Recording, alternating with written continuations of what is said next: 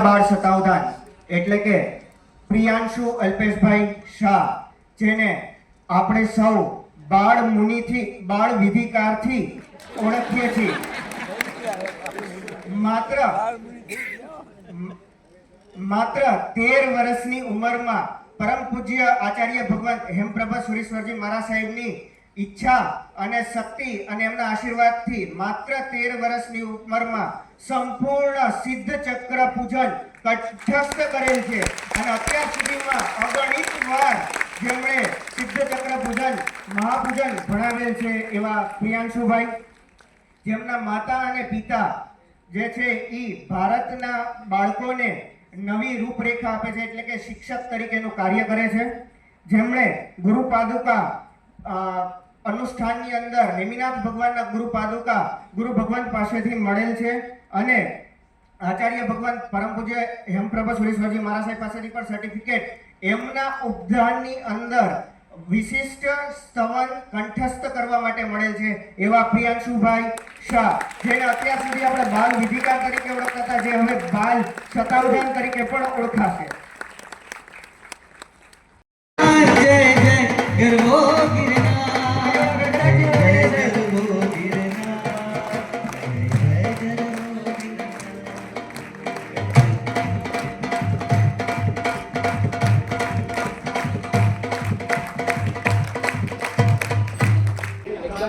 પરિપૂર્ણ કરી આપો.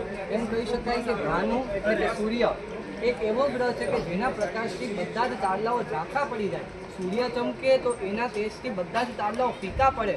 જ્યારે આ જૈન શાસન નોંધે છે એક એવો સૂર્ય છે, એક એવો ભાનુ છે કે જેના પ્રકાશથી અમારા જેવા તારલાઓ ઝાંખા નથી પડ્યા પણ તમતમી ઉઠ્યા છે, ઝળહળી ઉઠ્યા છે. અને એ ગુરુદેવ, એ સૂર્ય એટલે કે પરમ પૂજ્ય પન્યાશ્રી સતાવધાની શિક્ષાદાતા તારકચંદ્ર સાગરજી મહારાજ છે. એમનો એટલો અસીમ ઉપકાર, એમની કૃપા થકી જ, એમના અથાગ પરિશ્રમ થકી જ અમે આ સ્ટેજ સુધી પહોંચ્યા છીએ. આ લેવલ સુધી પહોંચાડનારા જો કોઈ હોય તો એ માત્ર ને માત્ર ગુરુદેવ છે અને એમના આશીર્વાદ છે. એ અમે એક માની જેમ, એક મા જે રીતે ચિંતા કરીને એ રીતે ચિંતા કરી અને અમને માર્ગદર્શન આપતા કે બેટા આ બધી વસ્તુનો તમે ધ્યાન રાખજો. અને આજે એમના આશીર્વાદથી અમે સૌદાન પરિપૂર્ણ કર્યા છે.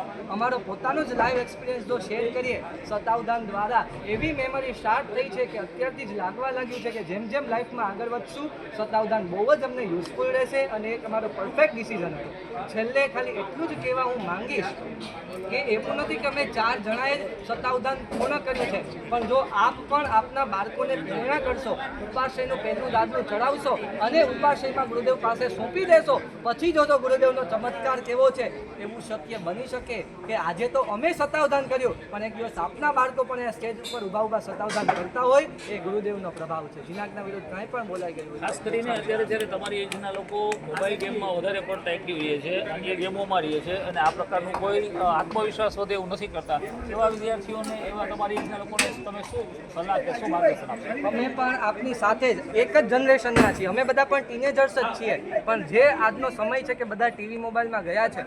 એવું નથી કે અમને ઈચ્છા નહીં થતી હોય, પણ જો અમે એમાં ટાઈમ દેશું તો આ નહીં કરી શકીએ. માટે એક જ સલાહ અમારી એવી છે કે બને તો ટીવી મોબાઈલમાં ઓછો ટાઈમ દો અને સાહેબજી જે પ્રમાણે પ્રેરણા કરે બસ એ રસ્તા પર આગળ વધો તો તમે પણ અહીંયા સુધી પહોંચી શકશો. આજના કાર્યક્રમ વિશે તમે શું કહેવા માંગશો? કેવો અનુભવ રહ્યો? આજનો અનુભવ જો અમે આપની સાથે શેર કરીએ, મેમરી એટલી શાર્પ બની છે. પહેલા અમને ખ્યાલ નતો કે અમે કરી શકશું, પણ સતાવધાન 100 ઉદાન પૂર્ણ કર્યા. આટલી કઈ ફિકર નહીં, આટલી કઈ ચિંતા નહીં, એવો અનુભવ અમને રહ્યો કે લાગે છે બસ આવી જ રીતે ગુરુદેવના આશીર્વાદ અમારા પર વરસતા રહે અને અમે આમને આમ આગળ વધતા રહીએ. કે કોઈ પણ કોલમ કે કોઈ પણ ડાયગોનલ નો સમ કરશો તો એનો આન્સર 54 જ આવશે. આ પ્રમાણે 1 થી 100 ઉદાન પરિપૂર્ણ થાય. 1 થી 100 કહીને બતાવ્યા છે. આ 100 રન રિપીટ કરવા બદલ 100 સેકન્ડની તાલી અને સ્ટેન્ડિંગ ઓવેશન ટ્રોફી.